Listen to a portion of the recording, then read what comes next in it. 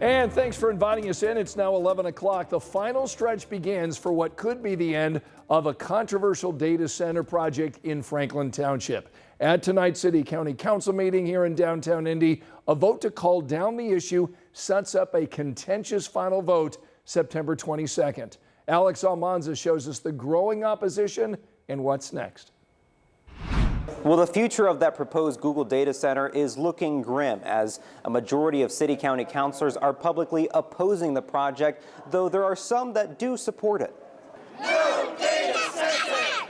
No data center! They're the signs that you've seen for months, various messages together opposing the tech giant from staking ground in central Indiana soil.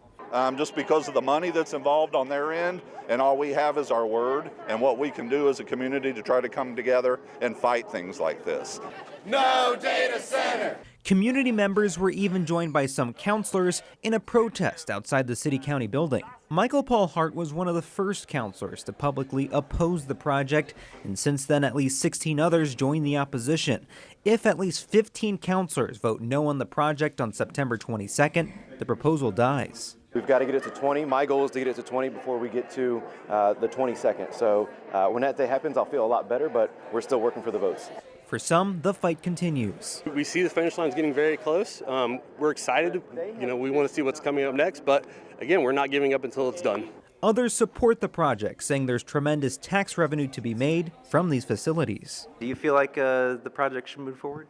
Absolutely. I think I hear the people of Franklin Township, their concerns, but when I sat down with the representatives of Google, I understood it at a much broader range, if you will. I realized that this proposed development is much bigger than a council district. It affects the city and the county as a whole. Now this proposal has one final stop, and that's at the September 22nd City County Council meeting.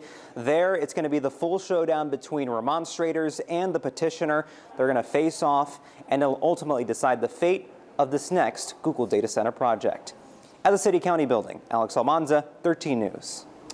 Tonight, the people of Muncie got a chance to weigh in on the city's 2026 budget plan. That budget is $1 million less than this year. So what's behind the spending cuts?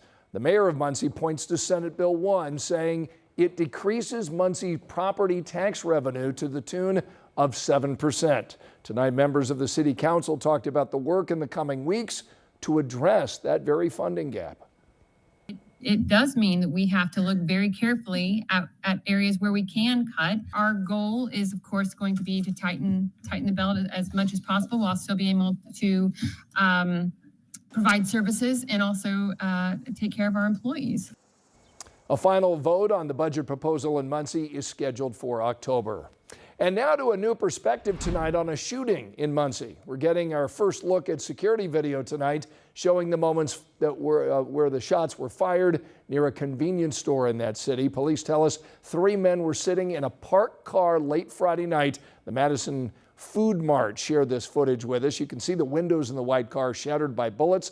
They hit 2 of the men inside the car, both said to be stable. It was the second of 3 shootings in just a few hours. A few hours earlier, 2 men shot at this apartment complex. Police confirming in just the last couple of hours that 27-year-old Ashantiz Stewart died from his injuries. A 24-year-old was also injured.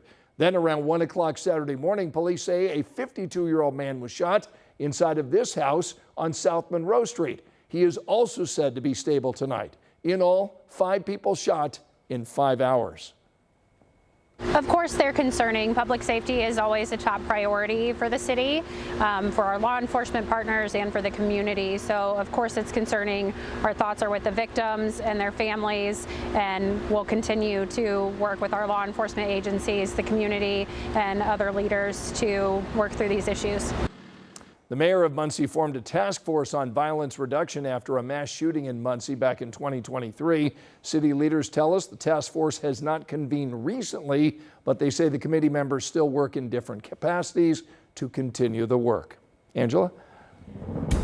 Scott, cool again on this Monday night. We have several areas already in the upper 40s, including Terre Haute down to 48. We have 51 in Bloomington, currently 59 degrees in Indianapolis, clear, and 52 in Lafayette, 48 under those clear skies in Muncie. Jacket or sweatshirt weather at the bus stop again tomorrow morning. Upper 40s and low 50s to start our Tuesday. Lots of sunshine tomorrow afternoon, and it'll be another quick warm up from upper 40s to upper 60s nearing 70 midday. Should be a few degrees warmer than what we had today. We were in the low 70s today, expecting middle and upper 70s tomorrow, and then 80-degree warmth heads our way starting Wednesday. Angela, thanks so much. Tonight at 11, IMPD leaders are now crediting a department task force with arresting a man suspected of selling drugs that ended with a deadly overdose. 33-year-old Liddell Dean is now charged with dealing in a controlled substance. All of this comes 9 months after 31-year-old Aaron Love overdosed on fentanyl.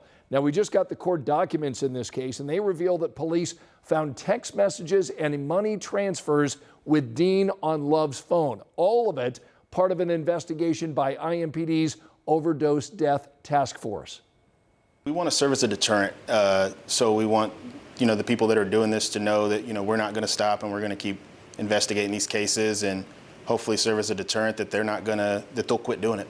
And also, like we said before, just to bring a little bit of closure to the families and help them feel a little bit of justice. The Indiana Department of Health monitors deadly overdoses across Indiana. The online tracker shows the number of fatal overdoses are declining. The numbers for this year and last year are still being confirmed. Tonight, just days after Indiana's Secretary of Public Safety abruptly resigned, 13 News has learned that Jennifer Ruth Green may be eyeing another run for Congress. Political consultant Tim Edson tells us Republican leaders here in Indiana and nationally are encouraging Green to enter the race for Indiana's 1st District. Green ran unsuccessfully for that job back in 2022, but she came closer than any Republican has in years. Green's reported consideration of another run comes as Indiana Republicans are now debating whether to withdraw our state's congressional district. Now, we reached out to Green for comment tonight. If we hear back, we'll pass along her response. Tonight, an organization that helps refugees and immigrants here in Indiana now says there is no justification for an investigation just launched by the Indiana Attorney General. Todd Rokita says his office is looking into potential labor trafficking in Monroe County. They're also investigating possible interference with immigration and customs enforcement operations. So that's why he says he is issuing a civil investigative demand to Exodus refugee here in Indianapolis and also in Bloomington. Now, according to his office, recent ICE operations faced several challenges. A statement says in part, quoting here, "An investigative demand is not an accusation of wrongdoing. Our focus is on uncovering facts and rooting out potential wrongdoing." In response, Exodus Refugee says Exodus is in fact one of the few organizations in the state of Indiana that assist victims of human trafficking. To be clear, refugees and immigrants are a part of our Hoosier communities, whether Todd Rokita wants them here or not.